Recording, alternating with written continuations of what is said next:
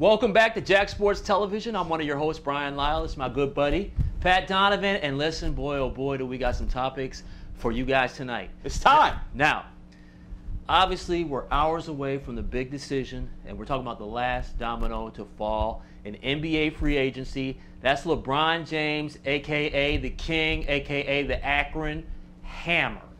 Now, let me start off by saying this. Self-important, biggest domino, right? Oh, without question. This is the one that everybody's been waiting to fall. Now, before we get into all the different scenarios and the possibilities, there are some people out there, I'm not one of them, there are some people out there, though, that are saying, has LeBron made too much out of this? You know, the spectacle of LeBron James right now is the most popular man, obviously the last few days, on the entire planet. I think you differ from me. Absolutely. Why is that? And you say popular, but actually the guy's, to an extent, becoming a little polarizing. There are people that can't wait for the decision. There are people that just can't wait to find out, is LeBron going to be part of the Miami Heat and a new super team in Miami? Is LeBron going to stay in Cleveland? Or does he possibly go with Amari Stoudemire with the New York Knicks? But there's also a lot of people, and I've seen a lot of these people saying, I just don't give a damn. I don't want to see your 1 hour special. And you know what? It shouldn't be called The Decision. It should be called, look at me, I'm LeBron James, please everybody look at me. And I'm kind of on that thinking. You know what? Dwayne Wade has a championship ring, and we were just talking about championship rings. Dwayne Wade is one of the most clutch players in the NBA, and you know what? He didn't just come out and announce he was going to stay with the Miami Heat. He did it side by side with Bosh, who also is going to Miami. He didn't make it all about himself. He made it all about himself and his brand new teammate in Chris Bosh. Okay, I'm going to get to the facts. Now, the fact of the matter is, and I respect that opinion, but the fact of the matter is, Jim Gray, okay, is the one that approached LeBron James' business partner, his best friend, Maverick Carter. Game 2 of the NBA Finals is what's being reported as to when this first took place. Mr. Gray approached Maverick Carter about it. Maverick said, I'll think about it. Later on during that day, it just so happened at a restaurant, Jim Gray walked in there, Maverick, boom, LeBron was right there. They sparked the idea to Mr. James, the King. They got on the same page with it. So this has been in the works for a while now. Now, some people are saying, you know, hey, well, does it have to be an hour-long show? Let's get back to the facts. The fact of the matter is the money that's being generated tonight is being donated to the Boys and Girls Club across America. Okay, so I like the fact that that's money going to charity. People constantly want to trash athletes, and sometimes they deserve to get trashed. Believe me, if you saw me talk about Lance Armstrong, I've trashed him, and I'm going to continue to trash him. It's fraud. Now, but in this case, the fact of the matter is this is for a good cause. You mentioned he's polarizing. Yeah, he's gone down that road maybe. Well, not maybe. He's gone a little further than A-Rod. A little further than Clem when he announced that he was coming back in Yankee Stadium. It backfired on him. So if it does backfire on James, you know, that makes him more polarizing. I like your points, though. Now let's talk about the destinations. He narrowed it down to the Clippers, the Nets, the Knicks. I don't know why he hasn't ruled out the Clippers. Chicago, Miami, and Cleveland. Where do you think he's going and why?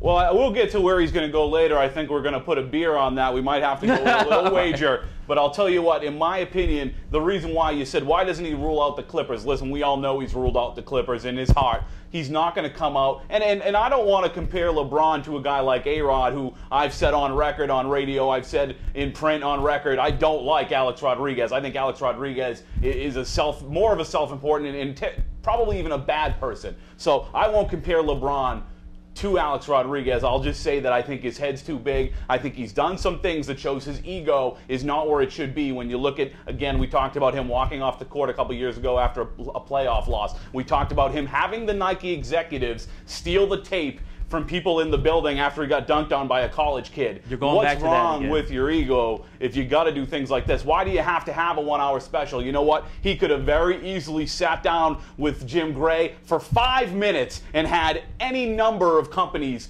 paid for that 5 minutes and donated a whole bunch of money to the Boys and Girls Club of America. I think that's something that you just put on top to kind of make yourself look a little better when you're doing something that, in my opinion, is just so self-important. It's so ridiculous. It's unneeded. He could have done what every other free agent did. And you know what? If he really wanted to raise money, how about that max contract you're about to sign, how little of a percentage would $1 million or even $500,000 be of that huge max contract if you really care about giving back? I don't agree that that's the reason why he's doing the 1 hour special, and I don't think that Magic Johnson would have ever done it. I don't even think Michael Jordan, who everyone knows is as self-important as most people, I don't think Michael Jordan would have done it. I don't think the greats in any sport would do this, and I think LeBron is putting himself ahead of the game, and I don't like it one bit. Okay, I can respect that, but we have heard that point.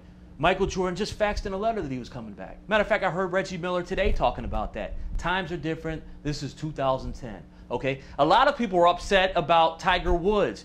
Was he too big for the sport of golf? The fact of the matter is, and I don't want to get too off topic of LeBron, Tiger was bigger than the game. Sure. I don't think LeBron is bigger than the game, okay? But again, the money is going to charity. You sound a little bit like Stan Van Gundy.